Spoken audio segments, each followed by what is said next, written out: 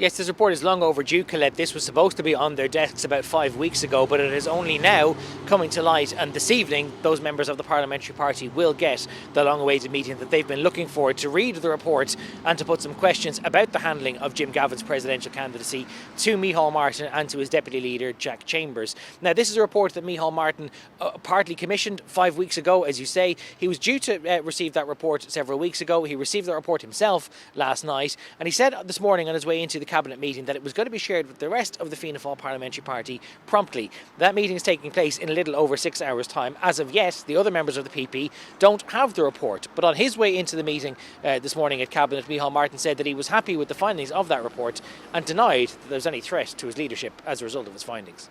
Is your leadership in trouble? No, not at all. Do you feel more relief or concern now that you have it? Well, I'm much happier that I have it now. I didn't have it all along, and I was taken back by some of the commentary last week where it seemed to people to be acting on what they reported, leaks or whatever, and the assertions contained in some of the commentary last week were simply false. And I had to put that on the record, you know. It's not fair to people to have their names branded about the place in the context of assertions that were and are false. So I'll be dealing with that later at the Parliamentary Party meeting.